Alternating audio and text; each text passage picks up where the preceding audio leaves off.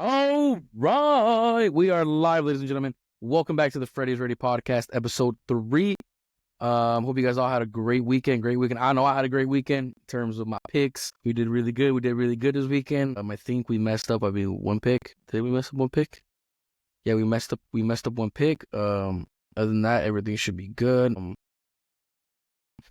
Rolling into the episode, a couple things we'll talk about. We'll talk about the NFL playoffs, college national championship, MLB offseason news, and then we'll recap some of the UFC 311, as well as we have some boxing news to go over, which I'm excited for. I mean, I like talking about boxing. I haven't really gotten the opportunity to talk about boxing because there just hasn't been so much anything really going on. A couple fights are going to come up. Big fights are coming up in May, I know. The Benavidez fight's coming up in February. We got the Better Even Be Bold. Better Even Be Bold. That's going to be a good card. Probably the greatest cards of all time, you know what I'm saying? So we'll get into all that right now. But firstly, I want to get into the NFL playoffs. I think this is probably the biggest one. I think I did pretty good in terms of my picks. I mean, I think they were pretty obvious. There was one really big upset, which was the Lions and the Commanders, which we'll get into. But I want to start off with the AFC. I want to start off with the Texans versus the Chiefs. What a game! What a game! This game had a lot of controversy, to be honest. This game raised a lot of eyes. When you talk about this game, as soon as I started watching it, I liked the way the pace was moving. I liked defenses were showing up. Flags were a big thing, which we'll get into, and specifically about my issue with those flags. Chiefs did get the dub, 23-14. As this was a good game. I mean, Chiefs played well. Defense stepped up when it needed to. I think C.J. Stroud played the heck of a game, even though he was injured. You guys can see on his knee, that guy played. You got to tip your cap to C.J. Stroud. I mean, you know what I'm saying? That guy balled out. I mean, he had 19 for 28 completions, 245 yards, played well, took care of the football, rushed for 42 yards. I mean, this guy, anytime they needed to run, he ran. Good game for such a young quarterback. I know this season he didn't have the season he would have wanted in terms of compared to his rookie year.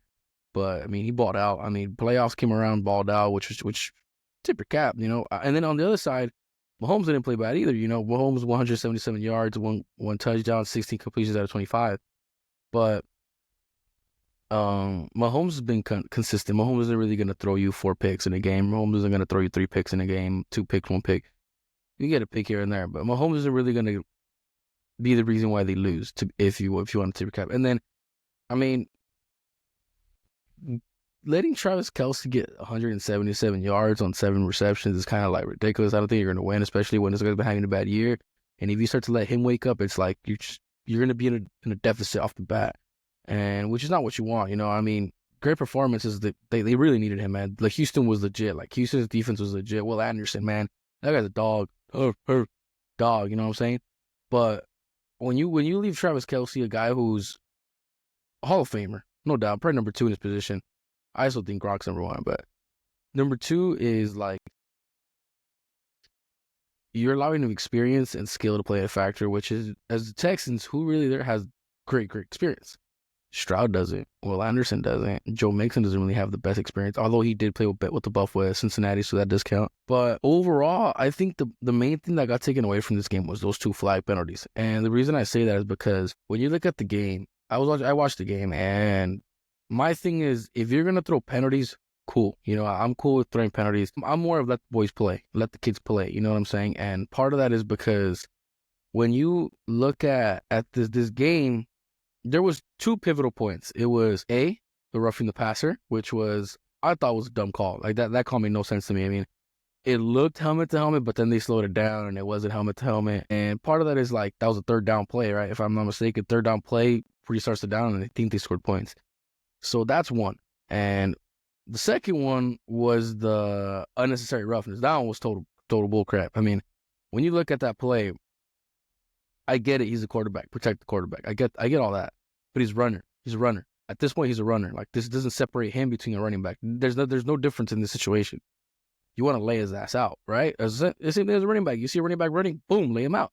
And part of that is because when you throw these penalties, it doesn't just impact the drive. It impacts the game. And not because they're going to go 7 points, not because they're going to go up 3 points, not because they're going to take a lead or go down. No, it's not that. That does have a point, but it's not that. What it's crucial is, as a defender, and if you're Will Anderson, you did what you're supposed to do and you got a flag thrown on you. Next time you go in and hit that quarterback, what's your mentality going to be? Right? And a guy that's so good in Patrick Mahomes, probably the best quarterback there is right now, you don't need to be at a deficit as a defender. If you're a ref and you start throwing penalties left and right, protecting the quarterback, protecting Mahomes, at this point, the defense is already going to be like toast. The defense isn't going to be able to really play their best game. Like I said, you go up to hit the quarterback and all of a sudden, can I hit him? Can I hit him the way I want to hit him? Can I lay him out? I can't. Flies on me throw him. And you cost your team a drive. And that's something that like I think is really starting to happen with the Chiefs. And I think Troy Aikman and Joe Buck I'm gonna tip my cap to them. Joe Buck and Troy Aikman Joe Buck's probably the best in the game right now, besides Joe Davis, in my opinion. But them really speaking out about this during the game, I think really raised some eyebrows and brought brought attention to this, which I think is all it needed. I mean, that in that first quarter, it was a field goal. The unnecessary roughness, the third quarter, late slide, and it was like them bringing attention to this really impacts, I believe the games and the games to come. Because next game, if you're the refs and you're the Chiefs game, you're like, if I throw a flag on it, if he call, I'm gonna get chewed out. It's gonna affect the game. And at this point, now it's gonna be kind of unfair because this is all on the refs. This isn't on Mahomes or anybody. This is on the refs. Because next game, when it's Bills and Chiefs, in my opinion, I think it's gonna be a dirty game. I don't think they're gonna throw that many flags, and I think there's gonna be times where they should have thrown a flag, but they're not gonna throw it because I think when you look at it, all the attention that's been brought, most refs are going to be like, dude, I can't even throw a flag now because it's going to be controversial. And when you have a guy like Josh Allen, you protect Mahomes because you have Allen. And Allen's a different type of quarterback. Allen likes the contact. Allen likes this. So a hit to Allen isn't really going to look like a hit to Mahomes. So that it's going to be difficult, I think, for the refs to really judge that game. But in terms of this game, I think the refs did play too big of a factor. I think, in my opinion, it's stay out of the game. You're there to make sure it's a clean game. And that's the simple thing about refs. You're there to make sure it's clean. Do not make the game about you. Do not take away from the game. That's the most important thing, in my opinion. Do not take away from the game. When you're watching at home and you get pissed because a flag's thrown, it's like, now the refs are coming into the game. When the refs are just there to make sure nothing wrong is going on. Nothing dirty is going on. You know what all right, we're back. My bad. Had a little interruption. We're all good. So back to what we were saying. So as this game took place, I mean, honestly, I think the Texans had a chance. I didn't really see a way they were going to blow out the Chiefs or pull off a big win like that. But I think their defense did play really hard, and I think the refs took too much away from that defense. That defense played good, played hard. Those penalties, I mean, I don't want to say it, but I'm going to say it. It's not going to be long before somebody gets clocked. And I mean, by clocked, I mean a quarterback. And part of that is because if you're going to get flagged for not even hitting them, might as well hit them. And I know that sounds dirty. I know. But think about it from a defender's perspective. If I'm going to touch him, I'm going to get flagged. If I touch him like that, I'm going to get flagged. So what's the difference between that and me laying him out or Mahomes flopping? Now you're as a defender, you're like, bro, really? Like, you're gonna flop in football, contact sport? Like, this isn't soccer. You don't flop. So next time Mahomes scrambles, I wouldn't be surprised if a defender lays him out. I mean, straight up, he's gonna get flagged, but I mean, you're gonna get flagged regardless. There's a good chance you're gonna get flagged. So that's where I think this game is starting to drift to, and I think that's gonna take away from football, and I think it's gonna take away from the defenders and their skill. But we'll see how it goes with them and the Bills. But I think it'll be a good game. I think it'll be a great game. Speaking of the Bills and Ravens, tip your cap, baby. 25 Ravens, 27 Bills. This was a heck of a game by a number 2 seed Bills, number 3 seed Ravens. So I predicted the Bills were gonna win. As the game got closer, I honestly really started leaning towards Ravens because the Ravens have been balling like crazy. And by crazy, I mean the Ravens really started establishing their defense and their defensive secondary. And I mean, when you look at it, the Ravens had a top rush defense and a top defense in general, right? But they hadn't been playing like that. Now they're starting to play like that, and they were going against the Bills. And when you look at the Bills don't really have anybody who you can say that guy's like a star besides Allen. You look at James Cook, top 6, top 7 running back in the league, I think you would say top 10. But there's maybe 8 more guys better than him, 7 more guys. And when you look at his receivers, there's so many more guys that are better than them. And when you look at the Ravens, they had Derrick Henry, man. I mean, when you look at this game, Derrick Henry had 16 carries, 84 yards, 1 touchdown. Started off really slow, in my opinion. He started off really slow in the first half. I think he picked it up later on, but one thing that I don't like, and this isn't necessarily on Derrick Henry, this is more on the coaching, is why would you not run the ball more? Run the ball. Like, I'm just glad as a Seahawk fan that we ain't got to hear the run the ball joke no more, you know what I'm saying? And that got passed down to the Ravens. But when you look at it, Allen didn't play a game to the point where you would say, I'll play it. You know, Allen only threw for 127 yards on 16 completions, 20 rushing yards, 2 touchdowns, 2 rushing touchdowns. Took care of the ball perfectly, though. When you look at that, Lamar turned the ball over twice in big situations, really big situation. So when you look at that, you go, okay, 2 MVP quarterbacks going right. Yes, Lamar had a way better game in terms of stats, 254 yards, 39 rushing yards, 2 touchdowns, 1 interception, 1 fumble. Okay, so he threw a pick right off the bat, which, in my opinion, was, I don't know, there was probably miscommunication because that ball was just lobbed up to wherever. There was a fumble where I think it was a stupid fumble. I mean, just go down. Like, why are you trying to? And this is the thing of people, when quarterbacks try to do too much, this happens. And I think the weather conditions really took over in this game as Lamar fumbled and whatnot. And then when you look at the Bills, James Cook, 17 carries, 67 yards. He didn't really have the crazy game either, but he had big runs when they needed it. If you go back and watch the game, when they needed a run, they gave it to him, he would run. So he started turning up, although he didn't have the crazy numbers that he wanted to have, which is okay. I mean, when you look at this game, defense really stepped up for the Bills, I think, in the first half. And in the second half, the moments, the Bills really started to own them. And when you look at that, it's Mark Andrews, fumble, Lamar Jackson pick, Lamar Jackson fumble. So these are just 3 takeaways off a guy who I think threw 4 picks all year. So it's like he turns the ball over twice in the postseason. And this is the thing that's been happening with Lamar. And I know people are wanting to give Lamar a pass because he's an MVP. No. The whole stigma around Lamar was that he couldn't take the regular season into the postseason. And it's true. Like, I mean, you look at the stats, he didn't play bad in a sense, but people are trying to blame this on Mark Andrews, which is accurate. I mean, you could make a claim like because he dropped 2-point conversion, fumble. But when you look at it, Josh Allen didn't outplay Lamar in terms of stats, but he didn't turn the ball over. So you gave up points if you're the Ravens because Lamar turned the ball over. Therefore, that game shouldn't have been that close.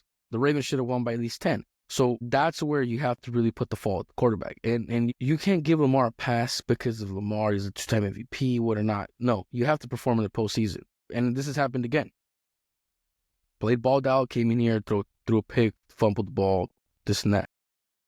And then when all those times they were at the goal line, my thing is, you got Derrick freaking Henry, man. Like I just mentioned earlier, run the ball. Just give it to him like 4 straight times. I don't care. Just give him the ball, right? And as you go on, as you go into you watch the game more and more, you start to realize they're 2 evenly matched teams, which is pretty crazy to say when you think about the Ravens with the Ravens having Derrick Henry, having Lamar Jackson, having that defensive, and a big thing for the Bills was, if I can get his name wrong, it was Milano. I think they got back a linebacker, Milano. That guy made a difference. I mean, he was everywhere. Right off the bat, he was everywhere, tackling guys, doing all this. And when you look at the Bills, they started getting healthy and they're starting to play really well. And I think this team is getting criticized in a way where their defense isn't legit, but I think their defense is legit if you could stop Lamar, right? And on that 2-point that failed completion to Mark Andrews where he dropped the ball, why not just give it to Derrick Henry? Like, I get it. You want to get an easy position, like a high percentage catch, right? Especially at the 2-yard line, whatever.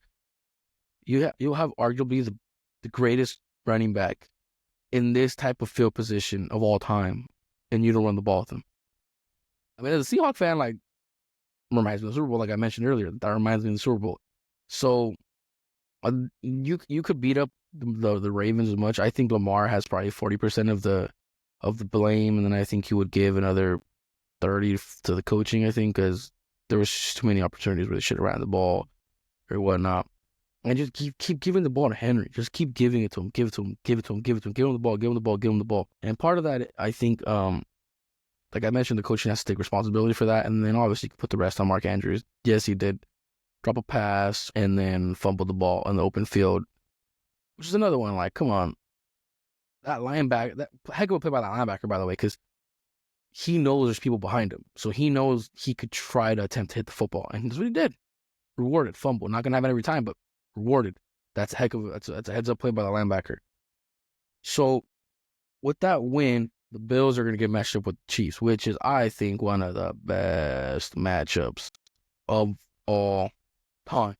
I mean, yes, Mahomes 3-0 against him. We all know that first one, Mahomes straight up beat him. That second time was the overtime, I think. Third time was the field goal that they missed and all that. So these are two quarterbacks that are going to go at it. This is kind of the Brady and Manning, in my opinion. I think for both what they both need to do in this game, I think honestly Allen needs to put that cape on and turn Superman. And the reason I say that is because this performance isn't going to beat the Chiefs. And I say that because the Chiefs are going to play at their level. The Chiefs never stoop low or never go down to somebody's level. And they're too good for that. Their defense is legit, and their offense can explode on you anytime. So I do think Josh Allen needs to put his cape on and really take over like he did in the regular season. And if you're Mahomes, just be yourself. And I know that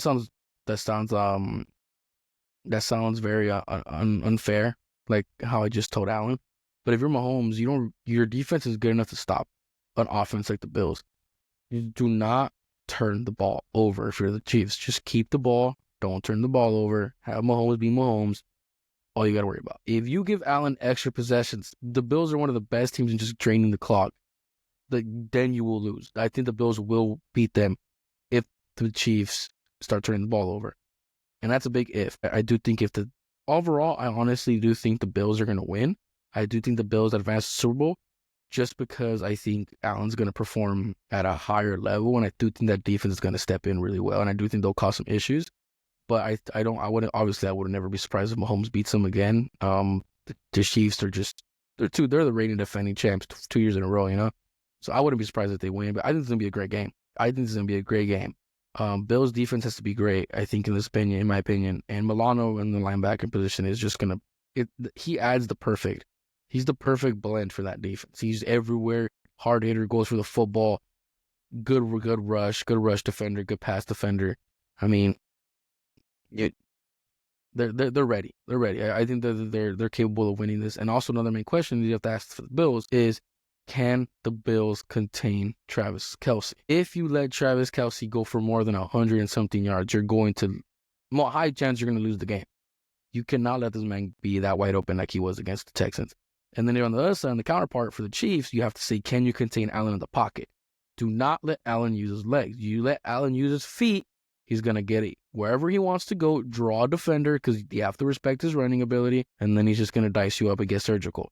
So as a Chiefs, you have to contain Allen in the pocket, which Chris Jones, I think, will do a magnificent job of that, and Andy Reid will put a good game plan together. And if you're the Bills, you have to contain Travis Kelce. You contain him, you have a good chance of winning this game, in my opinion. So now, switching over to the other side, the NFC. What an upset. I mean, Jaden Daniels probably has the greatest rookie year of all time, and he's legit, man. NFC Championship as a rookie when they just had the number 2 pick last year. Dan Quinn, man, tip your cap. Number 4 Commanders, 45. Number 1 Lions, 31. So the Commanders, they put a whooping. I think, look at the stats of Jaden Daniels. I mean, 22 for 31 incompletions, 277 yards, 2 touchdowns, 16 carries, 51 yards. You look at Brian Robinson, 15 carries, 77 yards. Nothing too good. Nothing too great. Diami, Brown, in my parlay, 6 receptions, 98 yards. And then McLaurin and Ertz both with receiving touchdowns. Defense had 5 takeaways, 4 receptions, 1 fumble. And they did lay that big hit on Jared Goff, though, which was dangerous. The Lions, Jared Goff, I mean, I would say he didn't play bad, but he played pretty bad. I mean, 313 yards, which is good. A touchdown, 3 interceptions. I think it's a pick six. knocked him out for a bit. Jahmyr Gibbs, 14 carries, 105 yards, 2 touchdowns, 6 receptions, 70 receiving yards. Amon-Ra St. Brown, 8 receptions, 137 yards. Laporte and Williams both with receiving touchdowns as well. So as you look at this game, I think the main thing was the Lions were just too hurt on the defensive end. They just couldn't get stops. And I mean, usually when you score 31, you're going to win. But against the Commanders team that put 45, it's hard. The defense didn't. This is kind of this kind of goes against my points because the defense didn't play so bad for the Lions because they did allow a pick six, but you also let them score over 30-something points on you. So the Lions just, I think, didn't play as well, and they still were in the game for the most part. That just shows how good the Lions are and were. But overall, you just can't give up a pick six. You can't give up four interceptions. You can't give up all these, a fumble. You can't give all this up. And on the other part, the Commanders just balled out. Commanders, you just let Jaden Daniels do that. And Jaden Daniels is good enough, as we know. He's as good as it is. But if you start letting that defense score points on you, forget about it. I mean, you have to worry about Jaden Daniels and you have to worry about that defense scoring on you. Yeah, no chance. And they're not even, I would say, a top 10, top 8 defense, I wouldn't say. So it's up there, you know. It's an upset, I think, for the ages. I do think the Lions have to go back. They lost Ben Johnson. He just signed to the Bears. I think the Lions have to sit back and really think to themselves, where do we go from now? The Lions really have to analyze what what they're going to do, who they're going to play Ben Johnson for, what they're going to do in the offseason. I mean, but one thing I will say about the Lions, Jahmyr Gibbs is just top 3 running back in the league, in my opinion, top 5. So as you go on that, as you go from there, the Commanders are going to advance. And the Commanders are going to, no, they don't get a home game. They're going to play against their NFC East rival, the Eagles. But it was just, if you're the Commanders, you have to go in with such a big confidence. I mean, if you're running up a score with 45 points when you have a pick six, 4 interceptions, it's you have to have good confidence going into the Eagles game. Mind you, the Eagles running back, I'll get into them later. I'm going to get into them later. But the Eagles do have a suspect pass game. So I don't think you'll get demolished in the pass if you're the Commanders. Although we have seen them play in their 1-1. Obviously, one time Jalen Hurts wasn't there. But the Commanders, I think, can really try to contain Saquon. Do I think they will? I don't know. I don't think so. But they can definitely just try, as that pass game is. And Jalen Hurts is struggling with a knee injury. So will he be able to use that run option? Will he be able to scramble out of the pocket as much as he would like? Or would you just turn him into a pocket passer, which I don't think Jalen Hurts is necessarily top 5, top 10 in the world in the pocket passing world as quarterbacks. But that's what I would think the Commanders are going to go into this game with high hopes of, is they could probably run up the score, although the Eagles have a top 5 defense, or you just got to hope your defense shows up and contains Saquon Barkley. And I say hope because I say hope. That's Saquon Barkley, big guy. So we'll get into the Saquon Barkley and the Eagles. 28-22 Rams. So this game, honestly, I really liked the game. I thought this was a really good game for the Rams. I mean, Rams played really well, contained the passing. I think that big run by Jalen Hurts really crushed him in the first drive, if I'm not mistaken, where he ran for 40-plus yards. So, and you contained Saquon for the first half. I think they did a good job containing him. I mean, Stafford 26 for 44 completions, 324 passing yards, 2 touchdowns, 1 fumble. Great game. I think that was a good game. Kyron Williams, 19 carries, 106 yards, 1 fumble. You got Puka Nacua, who's a star, 6 receptions, 97 yards. I mean, whenever the Rams needed a catch, a big catch, Nacua was there. Literally, Nacua was the guy. Tyler Higbee and Colby Parkinson, both with the receiving touchdown. So I think these were an evenly matched game. I mean, when you look at the Eagles side, Jalen Hurts, 15 for 20 completions, 128 yards, 70 rushing yards, and 1 rushing touchdown. Saquon, 26 carries, 205 yards, 2 touchdowns. House call, baby. House call in the 4th quarter. I mean, I'm going to be honest with you. All the Eagles needed was Saquon Barkley in this game. And I'm going to tell you why. In that first half, game was good. Good game. Rams containing them. Second half. You know what they did? Here you go. Here, go, run. Go ahead. That's what they did. All they did. Saquon Barkley is the best player in football. And I'm not even, and I know I'm saying that like very with as recency bias. But you cannot convince me otherwise. Saquon Barkley, running back from the Philadelphia Eagles, is the best player in the National Football League. I would take him over Lamar. I would take him over Josh Allen. I would take him over Patrick Mahomes right now. And I know that sounds crazy. Over Mahomes is crazy. This guy's just tormenting teams. I mean, realistically, all you got to prepare for is Saquon. That pass offense from the Eagles isn't great.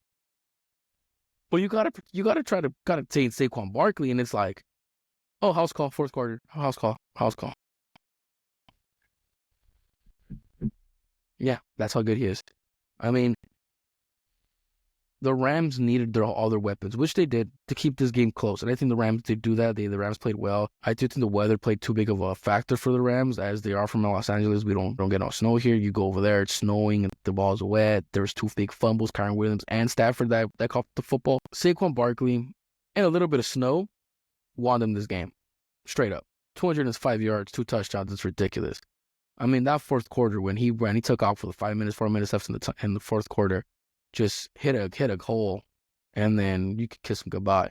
You can, if there's nobody in front of him, that's it. No one's going to tackle from the side. I don't care what anybody says. No one's getting up from the side. Jalen Hurts, I think was crucial in with that big yard run, with that big 40+ yard rushing touchdown, like I mentioned earlier. And I do think the Eagles are dangerous in that aspect, but we did see Hurts got injured later in the game with his right knee. So can he do that against the Commanders? I don't know. That's going to be a good game. And there's a couple questions you got to ask yourself. Can the Commanders contain the pass? As we know, Saquon's going to get his own. He's going to get his game.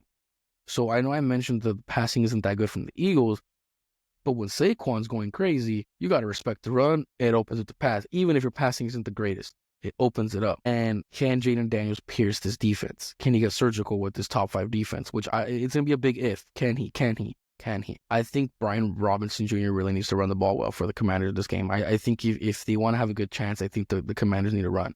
And I know Brian Robinson hasn't been known to be this big yard runner or whatnot, but he needs to run the ball against the Eagles. They need to establish the run because the Eagles are going to prep for Jaden Daniels. They're going to be ready. They're too good of a defense to not be ready for him.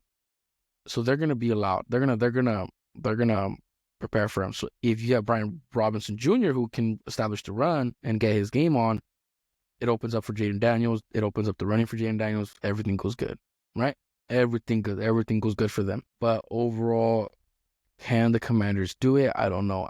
My two teams for this that are going to be the Super Bowl, I think, are going to be the Bills and the Eagles. I think the Bills beat the Chiefs 31-28. I think the Bills beat them 31-28, and they win by a field goal. For the Eagles game, I'm gonna go 28-14. I'm gonna go 28-14 Eagles. I think the Eagles defense will show up good. Contain the Commanders. I think they'll contain Jaden Daniels. I think the Eagles will get the run off.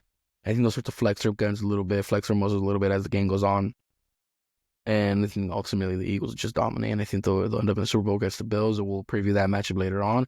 But those are my 2 picks. I think it's Bills versus Eagles in the Super Bowl in New Orleans, if I'm not mistaken. So that'll be a heck of a Super Bowl. We'll talk more about that as that goes on, but we're ready. So sticking to football, but taking a level lower to college. OH! Ohio State, the Ohio State University, baby. National champions, you know what I'm saying? Predicted it again. Will Howard, dominant performance. 17 completions out of 21 attempts, 231 yards, 2 touchdowns, 16 carries, 57 yards. Winston Junkins, 11 carries, 100 yards, 3 touchdowns, 1 receiving, 2 rushing, hat trick, baby. Take a bow. Jeremiah Smith, 5 receptions, 88 yards, 1 touchdown. Notre Dame didn't play wrong either. I mean, Riley Leonard, 22 for 31, 255, 2 passing touchdowns, 1 rushing touchdown, 40 rushing yards. And then Greathouse, 6 receptions, 128 yards, 2 touchdowns. This is my analysis for the game, and I'm going to keep it simple. When you look at this game, Ohio State started too hot. Their offense just started rolling. I believe they went up 21-7, 21-10, something like that. And when you look at it, yes, Notre Dame started off with the score and the possession, but then they just got worked again. They got worked on the defensive side of the football, and I think majority of that had been to be because of that run. The Ohio State was just running everywhere on him, and Riley Leonard really opened up the rush for Notre Dame, as Ohio State couldn't really defend it. But then Ohio State started doing the same thing. Will Howard started running the ball. And then opening up with his passing. And then if you're gonna put Jeremiah Smith on man, really, like that's the number one receiver in the country, in my opinion, and you're gonna put a man with anybody besides the name of Will Johnson, you're not. Good luck. And this is my thing with Notre Dame, and this is my big thing. And correct me if I'm wrong, if you guys want to, but I'm gonna be straight up. If Riley Leonard is your leading rusher with 40 yards, do not expect to win a football game. I mean, 40 yards from the quarterback is your team's leading rusher when you have Jeremiah Love and Jadarius Prince in the backfield, and you decide to just stick with Riley Leonard, you're not going to win. I mean, granted, Jeremiah Love, first 3 carries, he had 1 yard. It's like, don't expect to win either. Like the Notre Dame's offense was really shut down until they opened it up with Great House. But, I mean, the Ohio State had nothing to worry about. All they had to do was worry about Riley Leonard for the first 3 quarters of the game. Sure, later on opened up, but I mean, if you're Ohio State, where you're too good of a defense and you're too good of a team for you to only worry about one person. I mean, if you're Notre Dame, you have to think to yourself, what could we have done better? Run the ball. If you would have run the ball, you would have been in a way better spot, because Riley Leonard, although he did run a lot, it'll open up for him more. Passing would open up more, as the Ohio State has to respect it now. And your defense wouldn't be playing with so much pressure, as the defense really couldn't allow any more scores, which they played really well for the last half of the game. Last half of the game, the defense played really well for Notre Dame. Obviously, that big long drive, Jeremiah Smith really killed Notre Dame. And I think 3rd and 11, sending the house, I don't really agree with that. I would have just doubled Jeremiah, drop a linebacker back, send maybe one extra guy, drop a linebacker back when coverage. Hopefully, they got to get 11 yards. It's not like it's a 2-yard gain; it's 11 yards. You set the whole blitz and you left one guy man on man. So at the end of the day, Notre Dame did shoot itself in the foot. I think they couldn't get going with the run, and then they made a big mistake late defensively. So overlooking at the game, I think it went the way I thought it was gonna go. But before we move on from this game, because there's really nothing else to talk about. It was just straight domination by Ohio State for the most part, and then Notre Dame made it close. Ryan Day, coach from the Ohio State University. All the criticism he's had, this is the biggest sign of validation for his career, in my opinion. He's been struggling to get the ring and he's lost to Michigan 3 years in a row. You had to ask, like, he was in the hot seat. I mean, whether people want to say it or not, I didn't think he should have got it fired either way, but he was in the hot seat. If you would have had to start to think to yourself, is he really the coach that we need? Because, you're losing. You have a $20 million roster. It flipped. Right after that loss to Michigan, I know you'll beat them, but you woke up the Ohio State. You woke up the Buckeyes, and they put a whooping on everybody they played besides Notre Dame and Texas. And let's just say, it wasn't too pretty. So that's pretty much it for football. I think we'll move on to some baseball. Some quick little baseball news, as there's not that much to talk about baseball, but there has been some big signings since I last recorded. Dodgers specifically. Signing Roki Sasaki, starting pitcher. Signing Tanner Scott, relief pitcher. Signing Hyun Kim, boat utility infield outfield. Signing Kirby Yates, closer. Straight up, everybody had a chance to sign these guys. And why they picked the Dodgers? You're in LA, you're a winner, and you have Ohtani. Straight up as that. LA, beautiful weather. The fans always show up. You have money. You're a winner. You have Ohtani. That's the thing. Part of it goes to you tip your cap to the Dodgers, an organization, as they've been, and I'm a Dodger fan, so I can confirm this. They were receiving a lot of criticism before, around 2016, 2017, 2018, even when we were in the World Series, to why aren't we winning? And a lot of times we had a lot of players that we raised, we grew, Corey Seager, Bellinger. Then we won in 2020, and everybody made fun of us. And I remember that. I keep receipts. Who laughing now? Just saying, who laughing? I know everybody's crying right now. Everybody's probably pissed because we're the dynasty, you know. This grows the monster that the Dodgers are trying to build. I mean, the Dodgers are building an absolute monster, and I think this is just adding to it. And if you're any of the team, you have to think to yourself, this team was hurt last year. They won the World Series, and they got better. They're champions for the next 3 years. You can call it. Write it down right now. They're gonna win next year. 3-peat. I'm calling it. Note it. What day is it today? January 21st, 2025. Count it. All right. There was other pickups. I think the Blue Jays signing Anthony Santander, which is a good signing. I know they're trying to extend Vlad, and I think this is a good way to convince him. But ultimately, the Blue Jays, I think they really need to keep Vladimir Guerrero, because if you don't keep that guy, your organization's not looking good. I don't think Bo Bichette's gonna stay. I think Bo Bichette's, there's a higher chance he leaves than Vlad. All right, ladies and gentlemen, I'm sorry. I know there's some technical difficulties. Turns out I'm recording this the next day. Just to finish up the second part of the podcast. I recorded the whole thing, but half of it wasn't really working. Half of it didn't work, so I'm recording it again. Just a little bit of things. We covered most of the whole thing in the last recording. But I know I left off speaking about the Blue Jays and how they're trying to convince Vlad to resign. And I think with the whole Anton Dare signing, it benefits them, but honestly, I don't see Vlad signing, to be honest. I know Bo Bichette's gonna dip. I think he's gonna leave, like I mentioned. Honestly, I don't see Vlad. I think Vlad's gonna go somewhere with the big market to go make his name, possibly join the Mets with Juan Soto. So that was pretty much it in terms of the baseball that I wanted to go over. But I did want to go over the UFC 311, which was a good card. I mean, I wasn't able to watch the whole card, but I watched most of it. I know Holland got submitted in the first round. I think he took him too lightly, to be honest. I know in the podcast he was saying that he doesn't really care, that he doesn't really think the guy has good submission game or whatnot. And then I know that Holland was trying to stay on the ground too much with him. And that's still with Holland. He's one of those fighters where that's he doesn't really care. I think he's more just he wants to go fight, pick up a paycheck, and get out of there, which understandable, getting paid good money. But end of the day, I think it was one of those guys where I don't think Holland will be champ. I think Holland's just there to fight whoever they throw at him, and I think they're going to use Holland as a gatekeeper, to be honest. I know Almeida TKO'd Spivak, which is obviously going to be pretty predictable. I thought Almeida was going to win. I don't think anybody beats Almeida except people from the top 5, which will be Aspinall, Gon, Volkov, John Jones, and Pavlovich. I think those are the only guys that are pretty much going to beat him.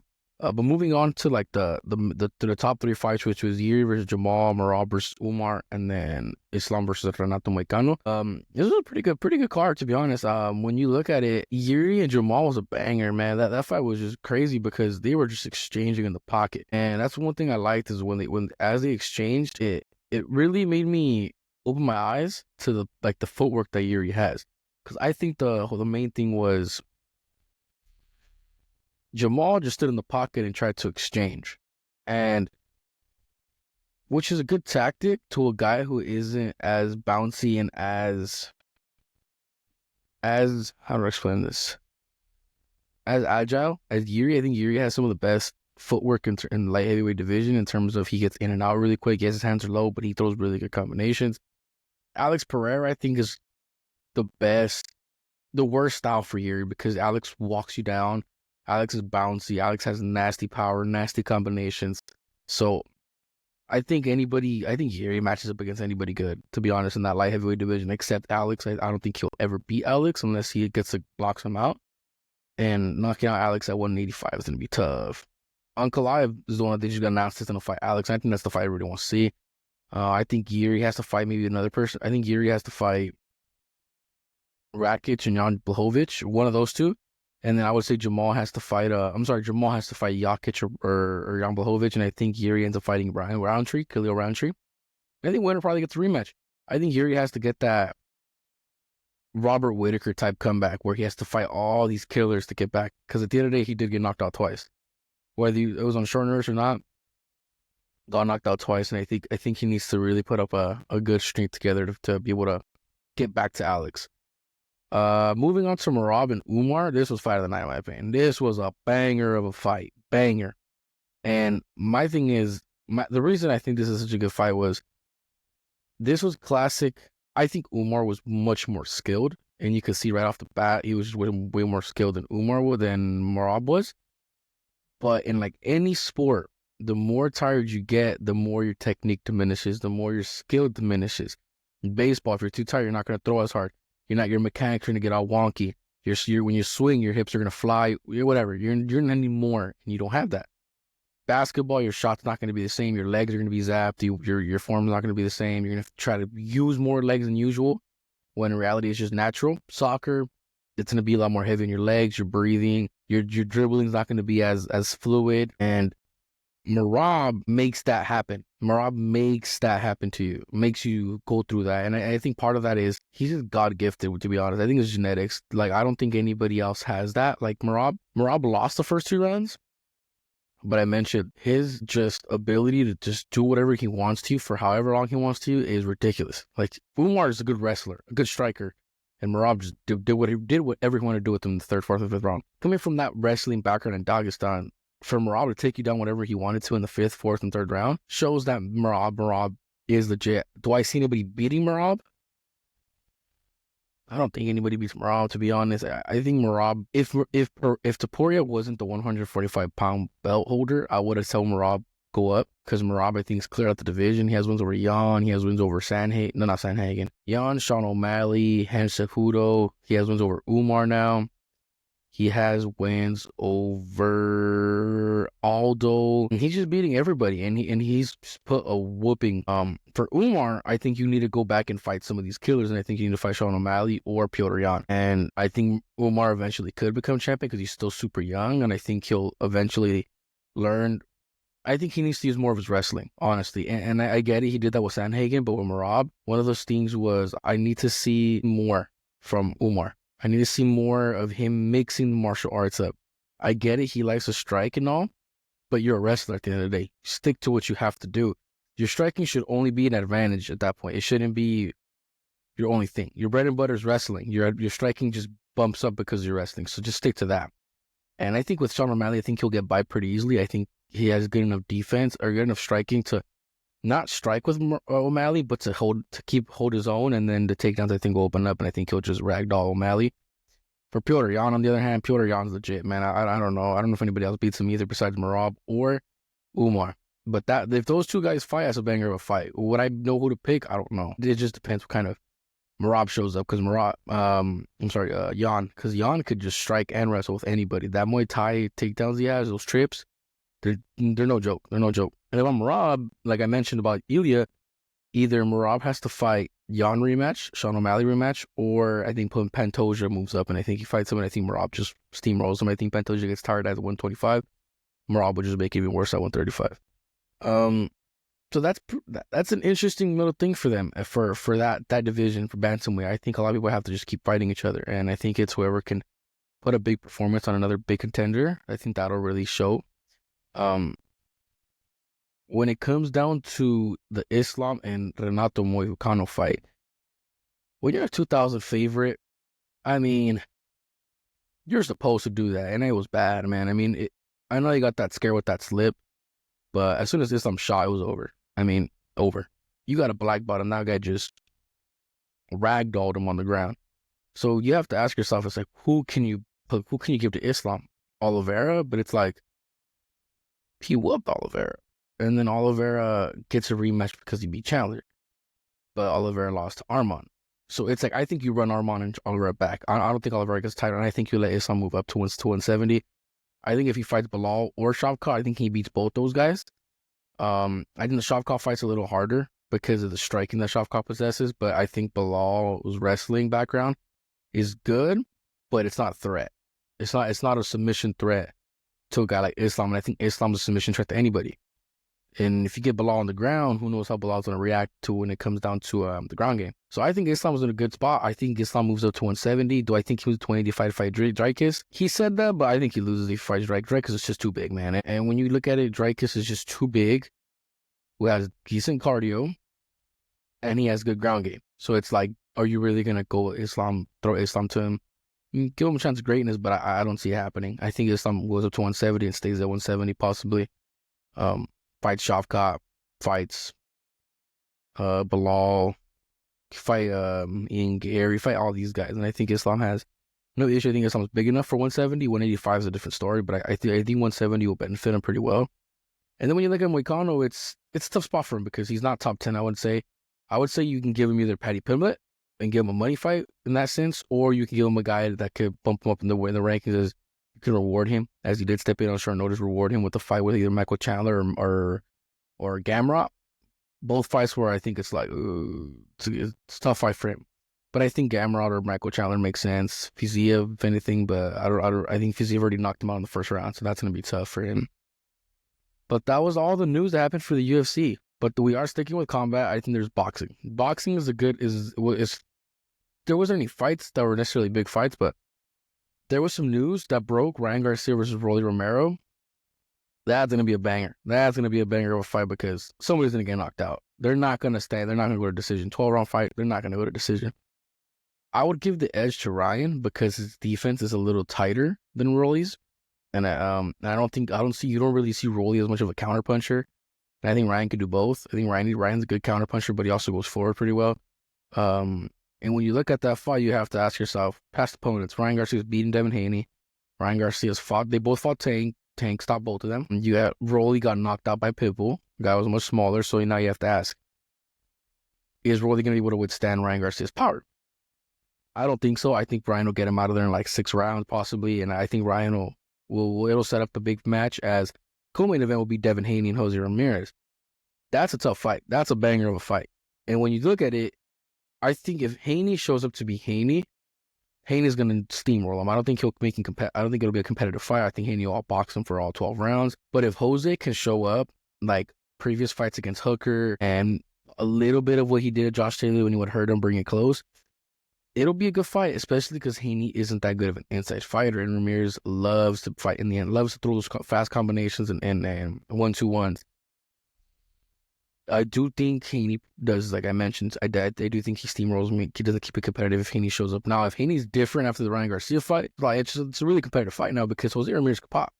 And he's an Olympian, if I'm not mistaken. He's an Olympian, ex-world champion at 140. So he's going to be ready, and he has the Coach of the Year by the Ring Magazine and Robert Garcia. So it's going to be a good fight, really good fight. And I believe Robert Garcia has had experience against Devin Haney. Which one of his fighters fought? I can't remember, but Robert Garcia, I think you can get anybody ready for anybody, and I do see that happening. But I think it'll be a little competitive, but Haney pulls away if it's still Haney. If not, Jose Ramirez will probably keep it close, but I see Haney winning both ways. Unless he gets knocked out, I don't think Ramirez can outbox Haney. And ultimately, I think that fight will set up in October, and that'll be the rematch for the decade. I think the rematch between them two will be between Ryan Garcia and Devin Haney will be watched more than Bitter Even Behold. Just for the simple reason of just the build-up they had that first fight. Both guys getting in heated exchanges, both guys bringing social media into this, just much more popularity when it comes down to these guys' names, especially in the States. So I like that fight. I think this the rematch. I'm leaning towards Haney in the rematch, and I know that sounds crazy knowing that they lost the first fight, but I see Haney winning that second fight, and I'll get into that a little more down the line if that fight still gets announced. But for that's pretty much all I have for boxing. Thank you guys so much for tuning in. Thank you guys for tuning in for the Freddy is Ready podcast. This is episode 3. Appreciate you guys. I'll see you guys next week for episode 4. Keep it up. God bless you guys. Have a good one.